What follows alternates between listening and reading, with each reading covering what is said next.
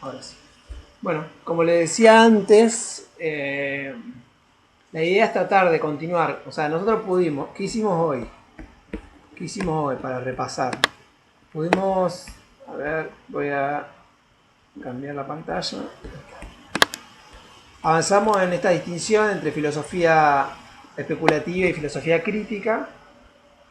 Y avanzamos un poco en esto del programa analítico y un poco en relación a esto de la querella contra el método. En un punto queda como medio separada la cuestión. ¿Por qué? Porque hoy nosotros trabajamos algunas cosas más generales y algunas las trabajamos con el video. Pero entre lo que hablamos hoy y lo que hablamos en el video se complementa bastante. Por ahí faltan algunos puntos de unión, pero en general la discusión está. Acá hay una pregunta que yo me planteo que tiene que ver con el texto de Wallerstein y que en parte tiene que ver con el texto de Tosi y con el texto de Hempel. Sobre todo con Hempel y con Wallerstein. Que es la pregunta de pensar la teoría. Teoría o filosofía de la historia o de la historiografía. En un punto, esta idea de una filosofía crítica o analítica de la historia es bastante simétrica a una teoría contemporánea que se llama filosofía de la historiografía. ¿Qué dice? Dice, no se trata de hacer una... O sea, la pregunta, el concepto de filosofía de la historia conduce a error. ¿Ah? O sea, conduce a error ¿en qué sentido? En el sentido de que de que ya supone que habría algo así como una historia como separada de la historiografía, y no en el sentido de como supuesto metodológico, porque nosotros podemos decir, bueno, como supuesto metodológico entendemos que hay un pasado, un presente y un futuro que no conocemos, pero es solamente un supuesto metodológico que nos permite trabajar sobre todo sobre el presente y sobre el pasado. En todo caso, sobre el futuro podemos hacer algunas especulaciones, pero nada más que eso. Entonces, sobre esa base hay una pregunta legítima que dice, ¿cómo me voy a preguntar? Si hay o sea, mejor en vez de pensar una filosofía de la historia, puedo pensar una filosofía de la historiografía. Es decir, una corriente específicamente que se dedique a qué? A estudiar cuáles son las condiciones o cuáles son cuáles son las condiciones de justificación de la propia práctica historiográfica. Justificación en el sentido de justificación epistemológica, ¿no? Es decir, cómo justifico epistemológicamente la propia práctica historiográfica. Y lo mismo la discusión de teoría de la historia. Fíjense, pensemos en el plan de estudio de nuestra carrera, ¿no? Que es bastante común en general a los planes de estudio de todas las carreras en Argentina, más allá que el nuestro esté viejo en el esquema, en el contenido no es tan diferente, digamos, el de otras carreras. Piensen en la idea la idea del programa, digamos, del plan de estudio. ¿Por qué hay una separación entre teoría y filosofía de la historia? En parte, esa separación responde al problema de Danto. O sea, la idea de que se podrían formular, o sea, teoría en el sentido fuerte, digamos, del concepto teoría, es un conjunto de hipótesis científicas articuladas. O sea, cuando nosotros hablamos de teoría científica, por ejemplo, no es, digamos, un concepto o una aproximación teórica o en el sentido mucho más lábil. Nosotros estamos acostumbrados a pensar la teoría en un sentido mucho, mucho más lábil de que lo piensa la propia, por ejemplo, la física o la astronomía o inclusive la lingüística o distintas teorías, digamos, o la geografía, etcétera, la geografía física. Cuando hablan de teoría en un sentido mucho más fuerte, como un conjunto de enunciados, de hipótesis coherentemente relacionadas una con otra que justifican una mirada global acerca del sujeto de estudio. Nosotros no tenemos una teoría. Entonces, cuando nosotros vamos a la asignatura Teoría de la Historia, también está este problema, digamos, ¿no? De pensar una teoría de la historia. Bueno, ¿qué es una teoría de la historia? En el sentido fuerte, una teoría de la historia, si nosotros tomamos la idea de Danto, es una teoría explicativa. En cambio, si nosotros pensamos el concepto como teoría de la historiografía, ¿no? Una teoría de la historiografía, bueno, ahí puede ser, bueno, tratar de pensar cuáles son los supuestos teóricos de las distintas prácticas historiográficas. O sea, es un concepto mucho más débil de teoría Y cómo depende, o sea, por eso siempre es muy útil pensar la disciplina nuestra a partir de la distinción entre historia e historiografía. O sea, cuando nosotros tenemos claro esa distinción y la precisamos, o sea, ¿de qué estamos hablando? Si estamos hablando de historia, si estamos hablando de historiografía, si estamos hablando del pasado, de todo el pasado, del pasado humano, etcétera, etcétera. Si nosotros permanentemente estamos reflexionando sobre esa cuestión, claramente vamos a estar en condiciones, digamos, de precisar a qué parte de todo ese objeto de estudio y problemas metodológicos estamos pensando. Fíjense, volviendo a la cuestión del plan de estudio, nosotros tenemos por un lado la teoría y por otro lado la metodología. Y por otro lado la filosofía, o sea que tenemos una teoría supuestamente y después de esa teoría se desprendería una metodología. Entonces, en ese sentido, nuestro plan de estudio y muchos de los planes de estudio de las ciencias sociales en general supone una aproximación en cierta medida parte de los supuestos hempelianos, parte de los supuestos, digamos, de lo que yo explicaba en el otro video acerca de la cuestión del monismo metodológico, ¿no? Frente a la diversidad de objetos de estudio, frente a la diversidad de las historiografías, habría algo así como una metodología común, ¿no? Frente a la diversidad de la historiografía habría como una metodología común. Y es muy interesante, porque fíjense que nosotros cuando terminamos en metodología, y esto yo lo he discutido mucho con Norma García, por ejemplo, el método siempre termina siendo el método documental o el método del testimonio. Sin embargo, nosotros nunca reflexionamos acerca de cuál es el estatuto del testimonio. Por ejemplo, sí, efectivamente, digamos, cuál es el estatuto filosófico del testimonio y del testigo, y también digamos, del testimonio en general y del testigo en particular. O sea, decir, bueno, ¿cuáles son las condiciones sobre las que las bases de que un testimonio se puede considerar? O sea, decir, por ejemplo, eso nos lleva a toda una discusión acerca de, bueno, ¿cuál es el enunciado? ¿Cómo se construye un relato en un testimonio? ¿Cómo construir el concepto de verdad? Bueno, todas esas son preguntas, digamos, que nosotros no podemos abarcar, pero que están supuestas en esas divisiones y que nosotros deberíamos atenderlas de manera mucho más sistemática, ¿no? Bueno, como planteo acá, hay una cuestión, digamos, de la querella frente al método, que es un poco lo que expliqué en la otra clase anterior. Básicamente tiene que ver con la división que se produce en las ciencias sociales, o sea, primero en la filosofía, en el siglo XIX, esa misma, o sea, yo lo que planteaba en el video y que lo vuelvo a repetir acá, es que un poco hay como o sea, la relación entre el debate teórico-filosófico y la práctica científica de cualquier disciplina científica, incluyendo la historia, o de cualquier disciplina intelectual, incluyendo la historia, no es una relación simétrica. Es decir, no es que lo que se produce en el terreno de la teoría impacta en el terreno de la práctica o viceversa.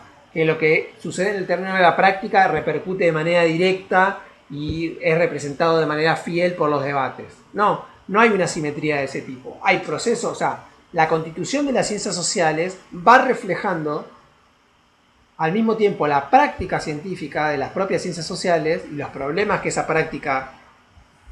los problemas que se desprenden de esa práctica, pero también al mismo tiempo va reflejando los impactos de los debates en esa propia práctica. Y muchas veces, digamos, las nuevas áreas de conocimiento que se han producido, que se van produciendo, el desarrollo, digamos, las separaciones tienen que ver con el desarrollo de esas prácticas y las reflexiones teóricas sobre esas prácticas.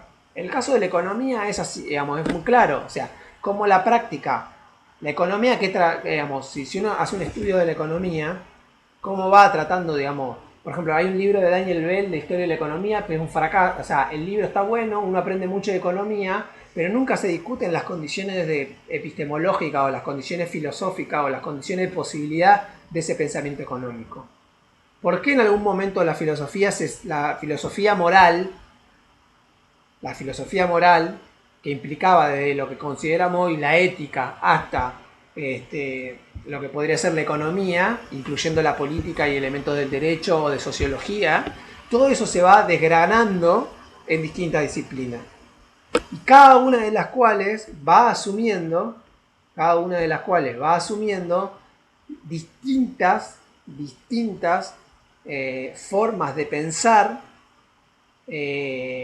la realidad, distintas formas de pensar la aproximación a la realidad, distintas formas de pensar una teoría de esa realidad y distintas formas de pensar una metodología para el desarrollo de esa disciplina científica. Claramente la economía es el ejemplo, digamos, junto con alguna rama de la ciencia, de qué sé yo, sí, de la geografía, sobre todo la geografía física, son esa disciplina que más se han tratado de acercar a esos paradigmas, que más se han tratado de acercar al paradigma de la formulación de leyes generales o de la formulación de leyes probabilísticas, estadísticas, del uso de la estadística, el desarrollo de modelos estadísticos, ¿no? Y eso le ha permitido generar un alto grado de formalización, sin embargo, sin haber abandonado, digamos, la posibilidad, por ejemplo, la economía es un rotundo fracaso en cuanto a la cuestión, digamos, del pronóstico, que sigue generando, cada vez que la economía se encuentra con una crisis económica, reflota la discusión acerca del problema del método y acerca de la distinción entre economía y economía política, que es una de las grandes discusiones que planteó el marxismo, que recupera en cierta medida Keynes, pero que los neoliberales reniegan, tanto los neoliberales del siglo XIX como los neoliberales del siglo XX, en el sentido de querer construir una ciencia económica que sea objetiva, que sea cuantificable y que controle la práctica social, que sea una ingeniería social. El resultado de esa economía es cierta ingeniería social. Bueno, ahora, por ejemplo, es decir, ¿no? Aparece un virus, aparece una epidemia, una pandemia y revienta todas las teorías, se ponen en entredicho un montón de supuestos, etcétera, etcétera. Bueno, eso es lo que discute un poco la idea de volver a que la economía es una ciencia social y que no es enteramente pronosticable. Si fuera enteramente pronosticable, como es, por ejemplo, el caso de la física, no tendría esos problemas. Entonces, por más formalización que tenga, por más uso de la estadística, el desarrollo de modelos complejos, de uso de Big Data, etcétera, etcétera, eso le permite ampliar, digamos, las capacidades de formalización, inclusive la capacidad de hacer distintas predicciones o desarrollos modelísticos, pero eso, digamos, no significa, por otro lado, que sea, digamos, precisa o exacta, ¿no? Entonces ahí vuelve toda la cuestión de los criterios de marcación de la ciencia, de cómo definimos la ciencia, así como, bueno, ahí hay toda una discusión epistemológica de cuáles son los criterios de marcación de una ciencia. Y Popper tiene criterios Hempel tiene criterios de demarcación de una ciencia. Dice ciencia, explicación, ciencia es la que explica o predice. Entonces, si predice o explica es porque utiliza hipótesis. Y porque esa hipótesis son hipótesis universales o generalizaciones probabilísticas. O sea, leyes probabilísticas. Entonces, de esas leyes probabilísticas o de esas hipótesis universales se pueden deducir enunciados que son empíricamente falsables. Y si los enunciados que se deducen no son empíricamente falsables, es que hay que revisar las leyes, ¿no? Ahí aparece la discusión de, bueno, cuál es el rol de las leyes y todo eso, que está toda la discusión de Popper. Popper que va a decir, bueno, Popper, Lakatos y otros autores que nosotros no nos vamos a meter, pero que es interesante. Entonces, bueno, fíjense, pero que es importante esta discusión de teoría, filosofía, porque también es importante revisar qué es lo que queremos decir con teoría, qué es lo que queremos decir con filosofía de la historia o de la historiografía. Y para mí, más allá de la posición que uno asuma de particularmente, por ejemplo, hay autores claramente que piensan que la historia debería acercarse hacia una ciencia social, por ejemplo, lo que yo planteaba el otro día en la clase, en los videos, en la obra de la segunda generación de los anales, que es continuada en parte por Wallerstein y por muchos otros historiadores contemporáneos que sin ser Wallerstein, digamos, sin asumir los objetos de estudio que asume la segunda generación de los anales, tienen aproximaciones metodológicas similares. Por ejemplo, historiadores de la agricultura, historiadores de la economía, o lo más interesante que ha pasado, que es a partir de una aplicación bastante generalizada de modelos estadísticos y de modelos computacionales, es el giro, digamos, de el uso de serían las explicaciones causales o los grandes modelos, digamos, de explicaciones causales estructurales a cuestiones, digamos, mucho más sutiles que históricamente habían sido tratados con otros criterios. Por ejemplo, todo lo que tiene que ver con la mentalidad, el comportamiento, etcétera, están siendo trabajados a partir de eso. Hay un texto que yo lo tengo en inglés, por eso no lo incluyo en el programa, pero que está dentro del... estuvo en el programa del año pasado, este año lo saqué porque no pude conseguir en realidad el texto en español. Todavía no lo puedo conseguir.